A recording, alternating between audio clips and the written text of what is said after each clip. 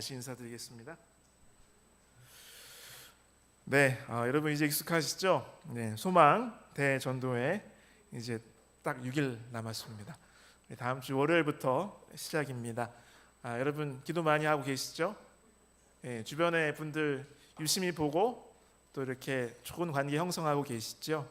우리 하나님께서 우리의 소원에 더 풍성하게 응답하시고 풍성한 열매로 채워주실 것을 기도하고 또 믿습니다. 우리 다시 한번 우리 주님께서 주신 우리 대사명 같이 한번 읽어보실까요? 마태복음 28장 19절로 21절을 여러분 뭐 많이 아시죠? 함께 읽겠습니다.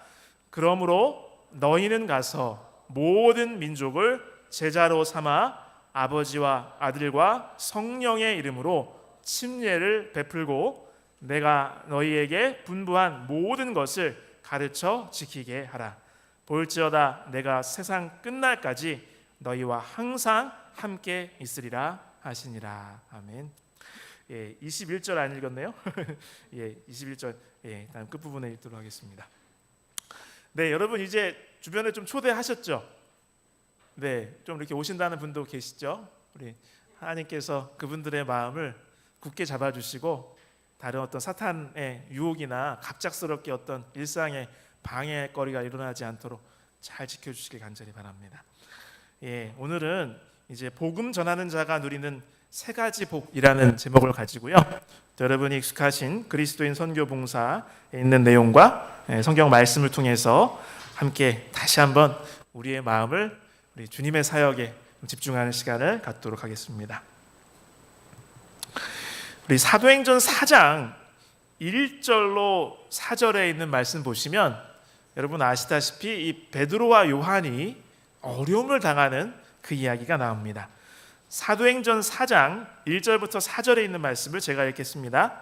사도들이 백성에게 말할 때에 제사장들과 성전 맡은 자와 사두개인들이 이르러 예수 안에 죽은 자의 부활이 있다고 백성을 가르치고 전함을 싫어하여 그들을 잡음에 날이 이미 저물었으므로 이튿날까지 가두었으나 말씀을 들은 사람 중에 믿는 자가 많으니 남자의 수가 약 5천이나 되었더라.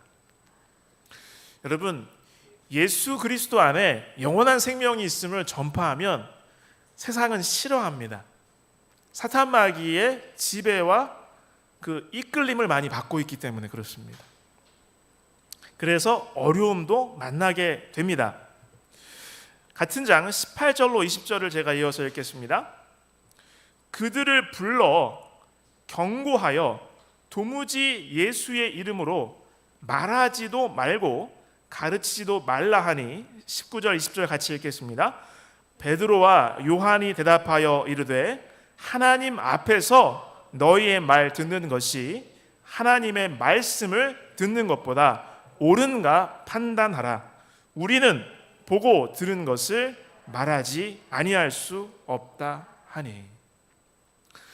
여러분 이 복음을 증거하다가 방해나 거절이나 핍박을 받는 것은 이상한 일입니까? 당연한 일입니까? 사실 당연한 일이에요. 베드로전서 4장 12절로 14절에 물론 이것은 그리스도인 삶을 다 포괄해서 주신 권면이지만 베드로의 입을 통해서 성령 하나님께서 이런 말씀을 주셨습니다. 제가 읽겠습니다. 사랑하는 자들아 너희를 연단하려고 오는 불시험을 이상한 일 당하는 것 같이 이상히 여기지 말고 오히려 너희가 그리스도의 고난에 참여하는 것으로 즐거워하라. 이는 그의 영광을 나타내실 때에 너희로 즐거워하고 복 있는 자로라. 영광의 영 곧 하나님의 영이 너희 위에 계심이라. 아멘. 복음을 증거하게 되면 우리는 때때로 배척을 당하기도 합니다. 무시를 당하기도 하고요. 모욕을 당하기도 하고 내쫓김을 당하기도 합니다.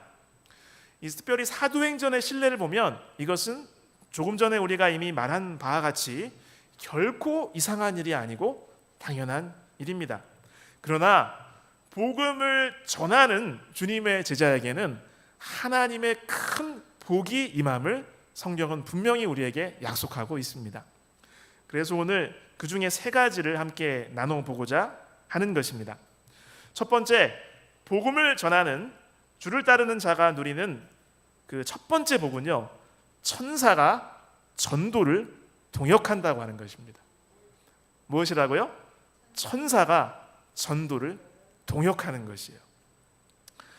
히브리서 1장 14절, 많은 분들이 아시듯 모든 천사들은 섬기는 영으로서 구원받을 상속자들을 위하여 섬기라고 보내심이 아니냐. 여러분이 하나님의 나라는 참으로 아름답습니다. 조금 더 높은 힘을 가지고 높은 지위나 많은 권한을 가지고 있으면 본질적으로 그분은 더 많이 봉사하고 섬기는 일을 합니다. 그래서 천사는 지금의 인류보다는 훨씬 더 많은 능력을 가지고 있지만 주로 하는 일은 하나님을 섬기고 우리들을 섬기는 것입니다. 봉사하는 것이죠. 여기 그리스도인 선교봉사 117쪽에는 이러한 약속의 말씀을 증언하고 있습니다. 함께 읽겠습니다.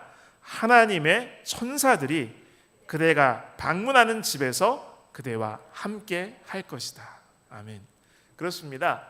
자꾸 우리가 이 전도를 포함한 모든 하나님의 사역을 마치 나 혼자 다 결정하고 나 혼자 내 힘으로 뭔가 하는 것 같으니까 어떤 어려움이 생기면 더 힘들어해요. 그렇지만 우리가 잘 아시다시피 전도는 누가 하시는 것이에요? 그렇죠. 하나님께서, 성령 하나님께서 하시는 일입니다. 우리는 동역자인 것입니다. 같은 책 166쪽에 보면 이런 말씀이 있습니다. 그러나 비록 우리의 싸움이 끊임없는 것이지만 아무도 홀로 싸우도록 버려둔 바 되지 않을 것이다. 천사들은 하나님 앞에 겸손히 행하는 사람들을 돕고 보호한다. 우리 주께서는 당신을 의지하는 사람을 결코 실망시키지 않으실 것이다. 같은 책 260쪽입니다. 제가 읽겠습니다. 성경의 진리를 알고 있는 자들이 빛을 갈망하고 있는 남녀들을 찾아내려고 애쓸 때에 하나님의 천사들이 그들과 함께 할 것이다. 천사들이 가는 곳에는 아무도 전진하기를 두려워할 필요가 없다. 헌신한 일꾼들의 성실한 노력의 결과로서 많은 사람들이 우상 숭배를 버리고 살아계신 하나님을 섬기게 될 것이다. 복음을 들고 가는 모든 사람 곁에는 하나님께서 하늘에서부터 파송해서 보내신 매우 강력하고 든든한 조력자가 항상 동역하고 있음을 우리는 잊지 말아야 할 것입니다. 여러분, 실제로 이 선교 현장에서는 우리가 평소에는 잘 경험하지 못한 하나님의 특별한 역사하심과 때로는 기적적인 그런 도우심을 경험할 때가 많이 있죠. 그 중에 한 경험을 소개해 드리겠습니다. 로즈와 그녀의 친구인 주리에는 보르네오 섬 사바의 문서 전도자입니다. 어느 날 아침 로즈와 그녀의 친구는 버스 정류장에서 버스가 오기를 기다리고 있었습니다. 그들은 날마다 영혼들에게 구원의 기쁨을 나누어 주면서 누리는 즐거움과 행복을 맛보며 그날도 하나님께서 함께 하실 것이라는 기대감으로 마음이 들떠 있었습니다. 그들이 버스를 기다리고 있을 때 자동차 한 대가 다가왔는데 마침 그 자동차는 교회 장로님의 차였습니다. 그래서 얼른 반갑게 장로님께 인사하며 이왕이면 시내까지 자동차를 좀 태워주세요 라고 이렇게 부탁을 했습니다. 그런데 이상하게 장로님은 차를 태워줄 수 없어서 미안해요. 자리가 좀 부족해서요 라고 그렇게 소리를 얼른 치시더니 그대로 운전해서 가버리시는 것이었습니다. 로즈가 봤을 때 차에는 분명히 2명 정도는 찰 수가 있었는데 이렇게 판단이 되었습니다. 그래서 장로님 왜 저러시지 이렇게 생각하면서 일단 갔습니다. 장로님이 가버렸기 때문에 예정대로 버스를 기다려서 버스를 타고 목적지에 가게 되었습니다. 그래서 로즈와 친구는 이 가게에서 저 가게로 열심히 이 복음이 담겨있는 책을 파는 것이죠. 그것을 읽기를 기도하면서 근데 마침 그러다 그 장로님을 또 만난 거예요. 가는 방향이 같았던 것 같습니다. 그래서 이제는 장로님 아까 아침에 왜 우리 안 태워주셨어요? 이렇게 물어봤다고 하는 것입니다. 그러자 장로님은 말하기를 내 차에는 아침에 2자리밖에 없었어요. 그런데 정류장에 3명 서 있었잖아요. 옆에 한 명이 더 있었었는데 그 흰 옷 입은 한 사람 있었는데 라고 이렇게 말하는 것이었습니다.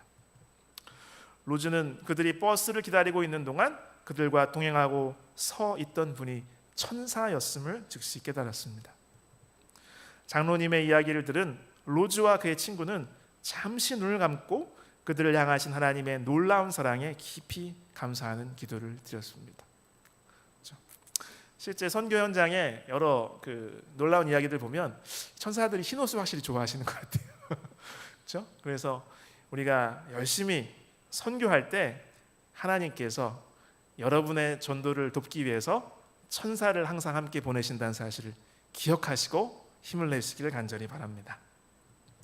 두 번째, 전도하는 복음 전하는 자가 누리는 두 번째 복은 필요에 따라 성령의 은사, 능력을 주신다고 하는 것입니다.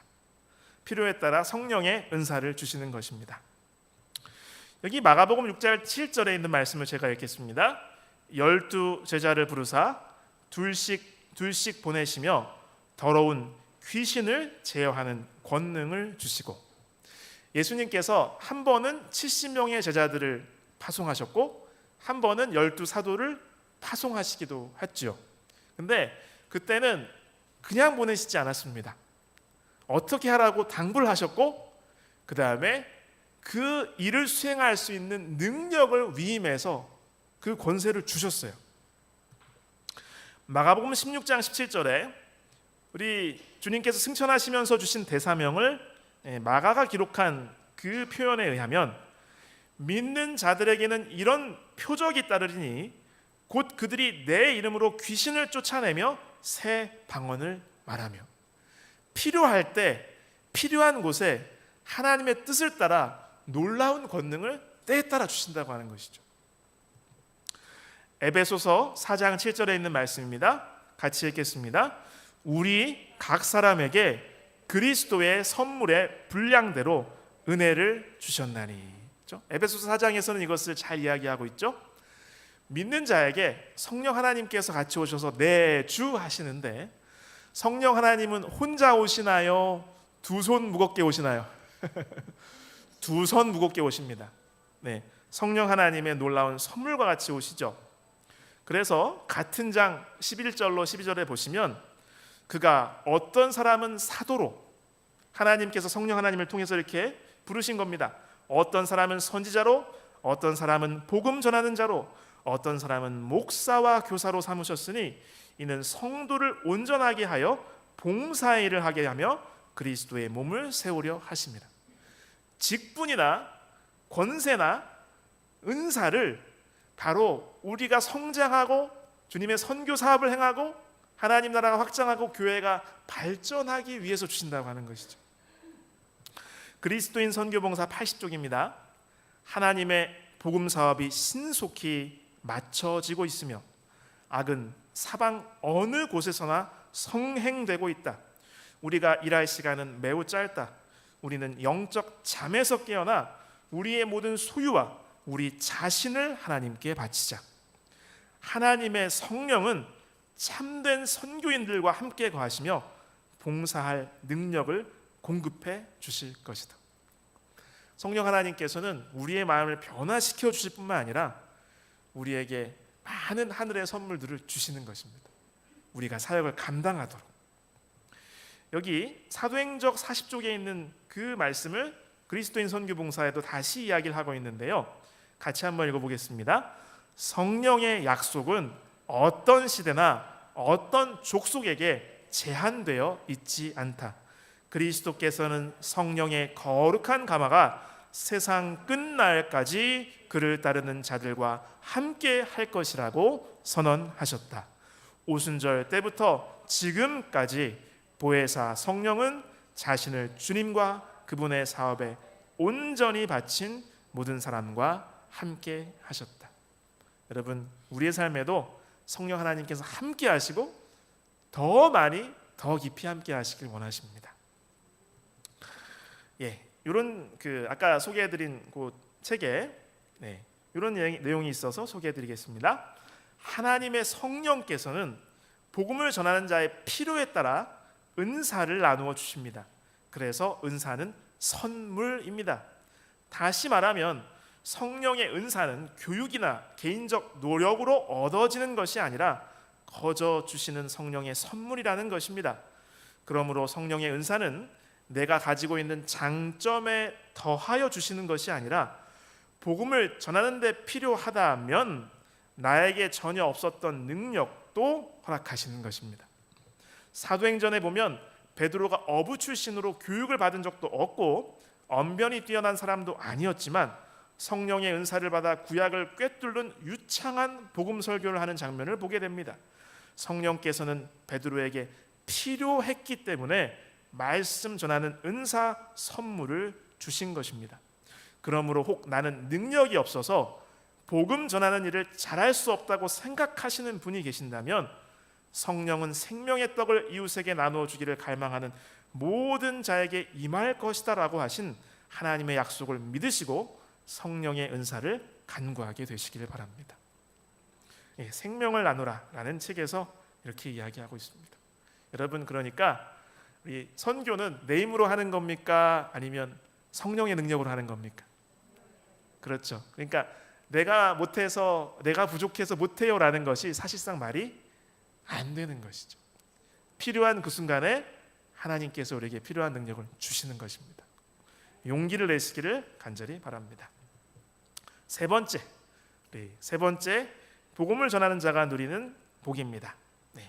고난과 핍박을 이길 힘을 주십니다. 무엇을 주신다고요? 고난과 핍박을 이길 힘을 주십니다. 마태복음 10장 22절에 보면 예수님께서 이미 제자들이 예수님의 길을 추구하며 그분의 사명을 감당할 때 어떠한 일이 겪게 될 것인지 대략적으로 다 말씀을 해주셨어요.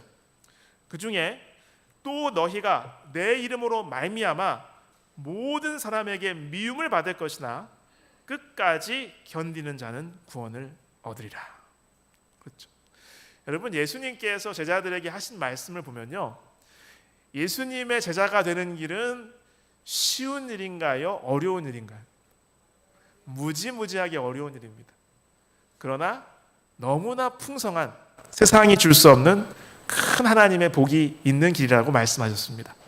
그래서 예수님을 따르면 행복하지만 또 세상에 미움을 받는다고 말씀하셨어요. 요한복음 16장 33절입니다. 다른 문맥에서 또 이렇게 말씀하시기도 하셨죠. 요한복음 16장 33절 같이 읽겠습니다. 이것을 너희에게 이르는 것은 너희가 내 안에서 평안을 누리게 하려 함이라. 세상에서는 너희가 환난을 당하나 담대하라. 내가 세상을 이기었노라. 그렇습니다. 우리가 예수님 따르다 보면 환난을 당하게 돼요.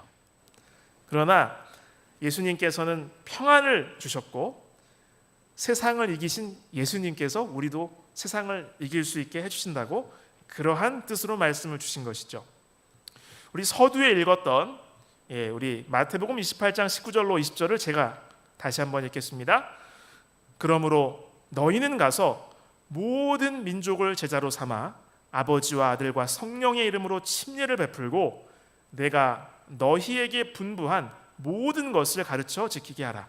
볼지어다 내가 세상 끝날까지 너희와 항상 함께 있으리라 하시니라. 예수님께서 뭐라고 하셨어요? 내가 교회 열심히 출석하는 날까지 내가 너와 함께 있을게, 이렇게 하셨어요?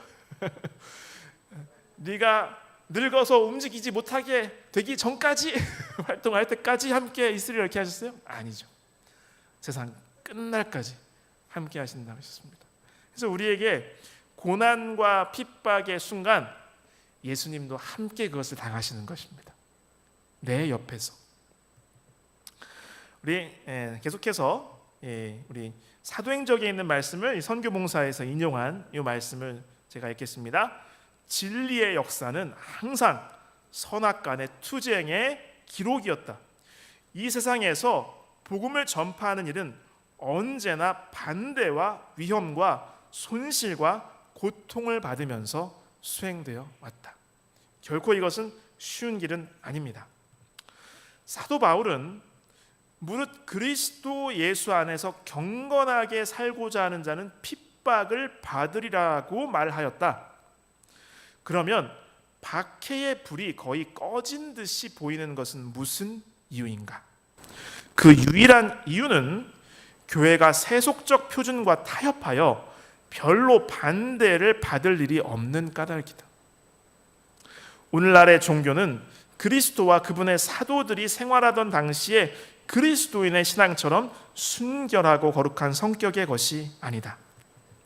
그리스도교가 세상에서 인기가 있는 유일한 이유는 죄와 타협하는 정신 때문에, 그리고 하나님의 말씀의 위대한 진리들이 너무도 무시되고 있기 때문에, 그리고 교회 내에 활력이 넘치는 경건이 거의 없기 때문이다.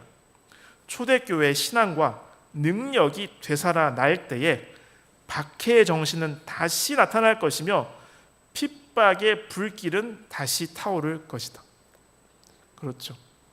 그러니까 이러한 것을 볼 때에 큰 핍박이 일어나는 것은 우리가 막 무섭고하고 막 어떻게 하나 당황할 일이에요? 아니면 하나님께 찬양과 감사를 드려야 될 일이에요? 맞아요. 오히려 찬양과 감사를 드려야 될 일이에요. 여러분, 사탄마귀가 굉장히 영리한가요? 나이 진짜 많은가요? 우리의 비교할 만큼, 하지 못할 만큼 막 갖가지 기술, 요술 이런 것도 다 부리나요? 그러죠. 사탄마귀가 처음부터 무리한 방법으로 방해를 안 해요. 항상 쉬운 방법으로 방해를 합니다. 근데 해도 안 되고 해도 복음 증거하는 걸 방해할 수 없을 때 마지막으로 하는 게 뭔지 아세요? 핍박입니다. 복음 증거하는 사람을 제거합니다. 어떻게 할 수가 없으니까. 그러니까 핍박이 일어난다는 것은 지금 뭐가 이기고 있다는 거예요? 복음이 승리하고 있다는 것입니다. 그래서 사도행전 5장에는 이 사도들의 일화가 이렇게 나오는데, 사도행전 5장 40절로 42절입니다. 같이 한번 읽어볼까요? 그들이 옳게 여겨 사도들을 불러들여 채찍질하며 예수의 이름으로 말하는 것을 금하고 놓으니, 사도들은 그 이름을 위하여 능욕받는 일에 합당한 자로 여기심을 기뻐하면서 공회 앞을 떠나니라. 그들이 날마다 성전에 있든지 집에 있든지 예수는 그리스도라고 가르치기와 전도하기를 그치지 아니하리라. 41절이 참 얼마나 멋지고 감동적인지 여러분 생각해 보십시오. 만약에 예수님 이름 열심히 전도한다고 국회 청문회 끌려갔다고 생각해 보세요. 국회 청문. 그래가지고 그 사나운 막 정말 능구렁이가 몇 마리씩 들어있는 국회의원들 쫙 가렸는데 계속 공격하는 거예요. 너 학교 때 어떻게 했고, 너 신처건 어땠고, 너 계속 공격하는 거예요. 그리고 딱 한 가지만 안 하면 된다고. 예수만 증거하지 않으면 돼, 풀어줄게. 그런데 같은 모욕을 당하고 제자들이 나오면서 뭐 했어요? 하나님 감사합니다. 할렐루야, 하나님 감사합니다. 내가 예수님 때문에 이렇게 능욕당하네요. 너무 감사합니다 그랬어요. 저는 이때의 이 사도들의 마음이 어땠을까 생각해 보니까, 첫 번째, 진짜로 예수님 말씀하신 그대로 이루어지네. 야, 놀랍다. 그 다음에 또 한 가지, 아까 우리가 나눴듯이, 야, 사탄이 지금 엄청나게 궁지에 몰렸나 보다. 이렇게 생각을 했을 것 같아요. 그리스도의 복음이 이렇게 힘이 있구나. 그렇죠? 과거에 그리스도를 위하여 핍박을 견딘 사람들의 힘은 무엇이었는가? 그것은 하나님과 성령과 그리스도와의 연합이었다. 사단은 질책과 방해로 많은 사람들을 세상 친구로부터 분리시키긴 했지만 그리스도의 사랑에서는 결코 끊을 수 없었다. 무서운 시련을 당한 영혼이 진리를 위하여 질책을 참는 것보다 더 크게 구주의 극진한 사랑을 받는 때는 결코 없다. 그리스도께서는 나도 그를 사랑하여 그에게 나를 나타내리라고 말씀하셨다. 진리로 인하여 신자가 세상 법정에 설 때 그리스도께서는 그 신자 곁에 계신다. 그가 감옥에 갇혀 있을 때 그리스도께서는 자신을 나타내시어 당신의 사랑으로 그의 마음을 기쁘게 하신다. 그가 그리스도를 위하여 죽게 될 때 구주께서는 그에게 저희가 몸은 죽일 수 있으나 영원한 생명, 영혼은 해할 수 없다고 말씀하신다. 담대하라, 내가 세상을 이기었노라. 두려워 말라, 내가 너와 함께함이니라. 놀라지 말라, 나는 내 하나님이 됨이니라. 내가 너를 굳세게 하리라. 참으로 너를 도와주리라. 참으로 나의 의로운 오른손으로 너를 붙들리라. 예, 같이 한번 읽겠습니다. 핍박 때문에 흩어졌을 때 그들은 선교적 정신으로 충만하여 나아갔다. 그들은 그들의 사명의 책임을 깨달았다. 그들은 굶주린 세상을 위한 생명의 떡을 받았음과 그 떡을 필요한 모든 사람에게 떼어주도록 그리스도의 사랑이 강권하심을 알았다. 여러분, 복음을 증거하는 주님의 제자의 삶은 고요하고 평안한 삶이라기보다는 치열한 영적인 전쟁의 한가운데 있는 삶입니다. 사탄은 복음의 증거를 막기 위해서 할 수 있는 모든 일을 다 합니다. 그러나 그리스도의 사랑에 그 놀라운 강권하심에 따라 복음을 증거하는 자의 발은 막을 수가 없습니다. 그리스도인 선교봉사 114쪽입니다. 너희와 항상 함께 있으리라고 예수께서 약속하셨다. 이러한 조력자가 항상 함께 하심을 확신하고 우리는 믿음과 희망과 용기를 가지고 일할 수 있다. 여러분, 방해, 오해, 거절, 모욕, 배척 받을 수 있습니다. 그러나 그것을 이길 수 있는 힘도 주심을 항상 기억하시길 바랍니다. 나만 상심하는 게 아니라 그때 우리 옆에서 같이 그 고난을 겪으시는 분이 예수님이심을 기억하시길 간절히 바랍니다. 두 가지 더 소개하고 마무리하겠습니다. 당신의 자녀들이 악으로부터 보호를 받기 위하여 당신께 가까이 나아갈 때에 동정과 사랑으로 그들을 위하여 원수를 대적할 깃발을 높이 드신다. 주께서는 그들은 내 것이니 그들을 해하지 말라. 내가 그들을 내 손바닥에 새겼노라고 말씀하신다. 진리는 승리할 것이며 우리를 사랑하시는 그분을 통하여 우리는 넉넉히 이길 수 있을 것이다. 귀중한 은혜의 시기가 끝마쳐 가고 있다. 우리는 우리의 하늘 아버지를 영화롭게 하고 그리스도께서 위하여 죽으신 영혼들을 구원하는 방편이 되도록 우리의 영생을 위해서 확신을 가지고 일하자. 여러분, 예수님께서는 예수님의 사명을 행하는 길이 쉬운 길이라고 결코 한 번도 말씀하지 않으셨습니다. 그러나 가장 영광스럽고 가장 복된 길이라고 말씀하셨습니다. 어려움도 있을 것이지만 주님께서 함께 하신다고 약속하셨습니다. 용기를 내고 전진하시길 간절히 바랍니다. 네, 파키스탄 삼육대학교 학장으로 봉사하시는 그 지성배 목사님이 선교지 소식을 보냈는데 많이 마음속에 감동이 있어서 제가 우리 청년 선교회와 학생 선교회 그 카카오톡방에 좀 공유를 했는데요. 주제와 좀 맞는 이야기인 것 같아서 마지막으로 이것을 소개하고 우리 함께 기도하는 시간을 갖도록 하겠습니다. 파키스탄 사람들은 연일 47도를 웃도는 날씨 못지않게 가파르게 상승하는 인플레이션으로 인하여 극심한 생활고를 겪고 있습니다. 2달 만에 기름값이 2배나 올랐으니 말입니다. 전력 부족으로 하루에 10번도 넘게 단전되는 현실이지만 파키스탄 삼육대학의 교사들은 계절 학기에 참여하면서 다음 학기를 준비하고 있습니다. 선교지에 있는 선교사들도 방문 활동과 전도회 개최하면서 한 영혼이라도 더 생명의 진리로 인도하기 위해 고군분투하고 있습니다. 벌써 3-4명의 선교사들이 무더위로 탈진하였지만 수액을 맞아가며 사역을 멈추지 않고 있습니다. 무더운 날씨를 삼키는 선교 열정으로 사역하는 교사들과 선교사들의 헌신을 생각하면 가슴이 뭉클하고 저도 모르게 눈시울이 뜨거워집니다. 얼마 전에 파키스탄 북대회 임원들이 저의 사무실을 찾아와 특별 방문을 요청하였습니다. 캠퍼스에서 약 300km 떨어진 고지라시라는 도시에 살고 있는 알마스 폴의 가정을 방문해 달라는 것입니다. 알마스는 3대째 신실한 천주교 신자였습니다. 아버지는 고지라시에서 30개의 천주교회를 돌보며 사역하던 영성 있는 목회자였습니다. 2년 전 알마스는 온라인 성경 공부를 통해 아내와 함께 안식일과 새천사의 기별을 깨닫게 되었습니다. 목사였던 아버지도 알마스의 도움으로 진리를 깨닫고 참된 안식일은 토요일이라는 신앙 고백과 더불어 생을 마감하였습니다. 그 후 그는 천주교에서 탈퇴하여 집 옥상에 SD의 성경 연구 학교를 개설하여 수십 명의 사람들에게 안식일과 새천사의 기별을 가르치고 있었습니다. 뿐만 아니라 제약회사에서 근무하고 있는 그는 퇴근하자마자 아내와 더불어 아버지가 섬겼던 교회들과 마을들을 방문하여 진리의 말씀을 전하고 있었습니다. 재림교회도 재림교인도 없는 도시에서 말입니다. 저는 이 소식을 전해 듣고는 만사를 제쳐놓고 다음날 고지라로 달려갔습니다.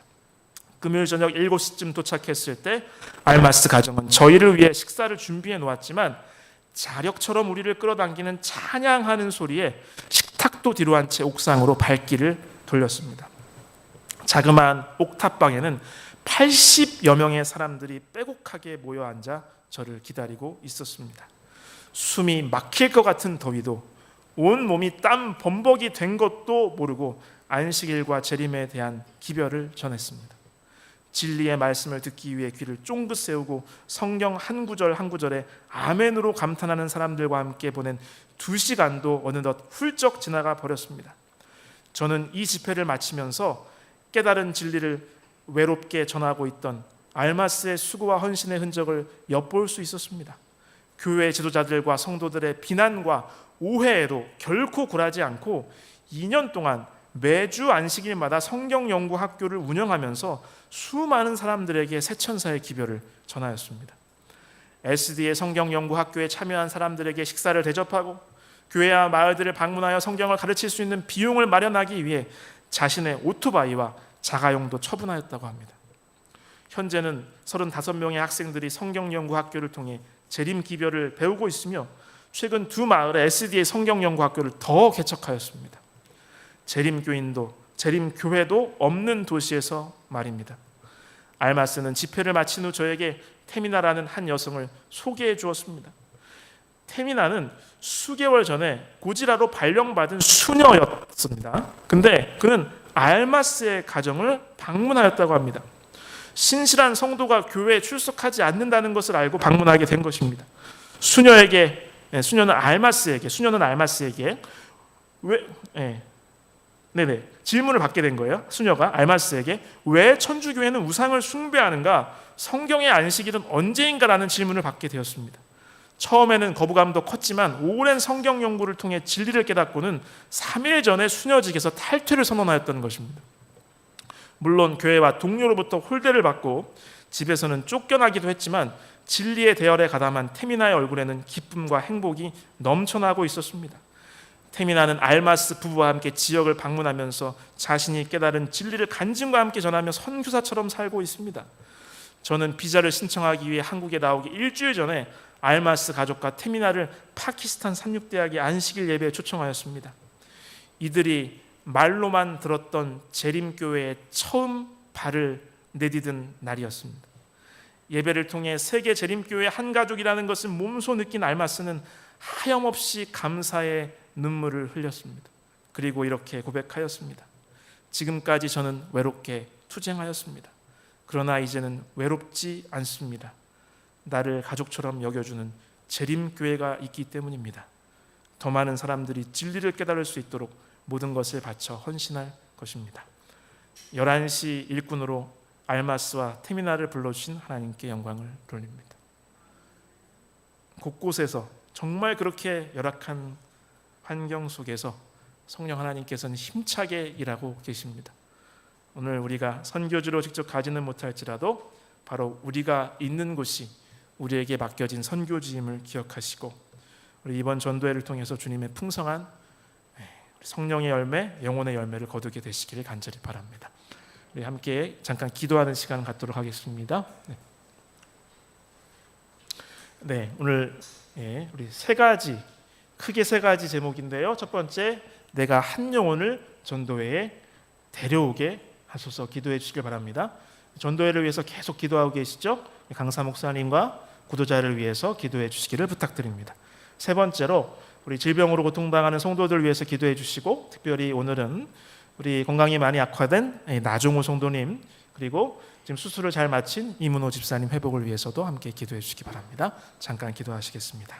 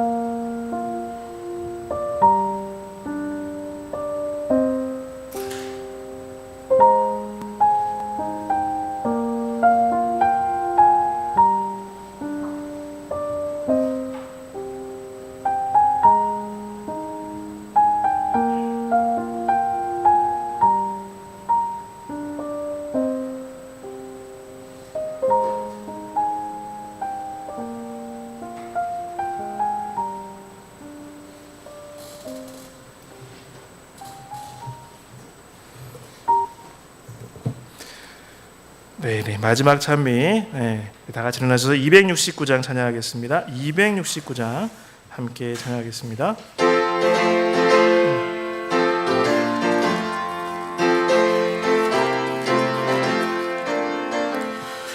빛을 찾은 선구자 너는 가라.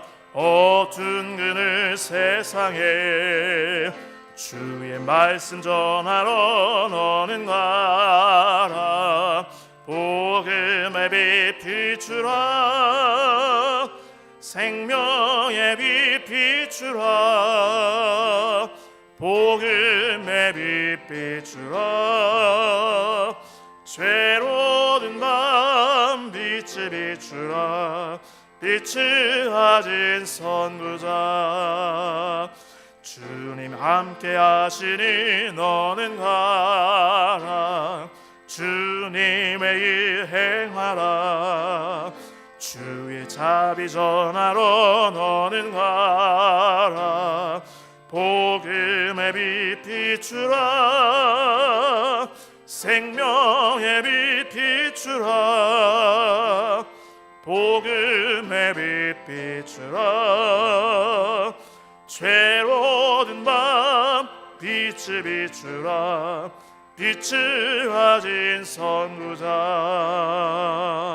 산을 넘고 물 건너 나는 가라.